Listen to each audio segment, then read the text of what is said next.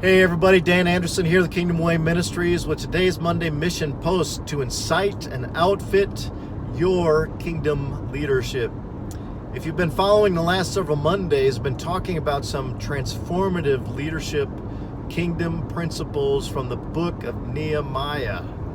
And today I want to ask you a question. Do you ever struggle with knowing how to develop leaders and build teams?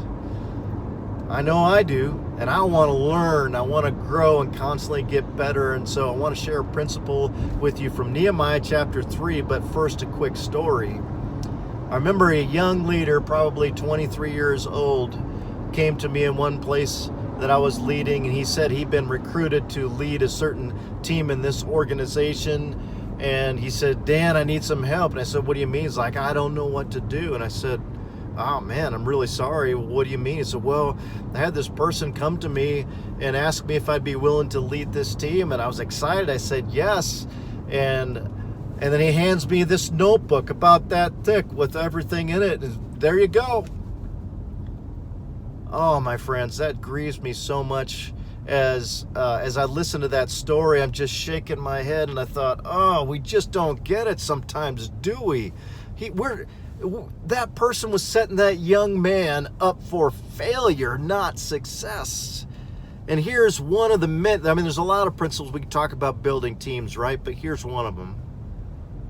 One of them is we got to take the time to sit down with, like this young man that I just mentioned, and ask some questions about, hey, what's your gifts? What's your passions? We could do some assessments for spiritual gifts, personality styles, communication styles, or just have an initial conversation to get to know that person. And so we can understand where they're at and where they might need some coaching or some help.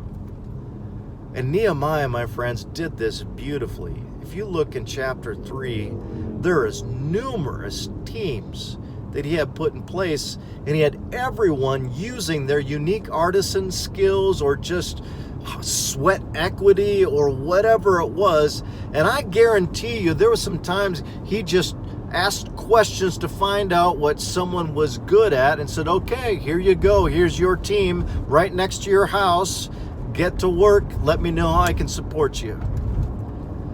And my friends, whether it's companies or whether it's churches, I've seen this happen over and over and over again.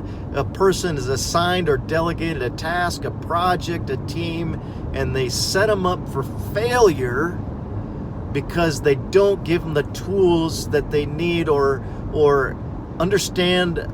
take the time to understand their gift set, and then say, you go for it through the lens of that leadership gift set that God's given you. Don't work on your weaknesses as much. Focus on your strengths and build teams around your weakness. I hope this helps, my friends. So let me know, how do you take time, put in the comments below, how do you take the time to get to know a person's strengths and understand the tools that they need or descriptions they need to set them up for success? I'd love to hear your comments. Please reach out, my friends. If you're stuck, if you have pain points, if you don't know where to go, if you need a camaraderie of other entrepreneurs, business owners, pastors, if you're in the church world, we have opportunities to plug you in through coaching, through groups, what have you. Reach out to us. We want to help. So put your comments below, and don't forget to seek to make him famous today as you make your work and your ministry one. We are with you, we for you, we love you, we're praying for you. Have an amazing day.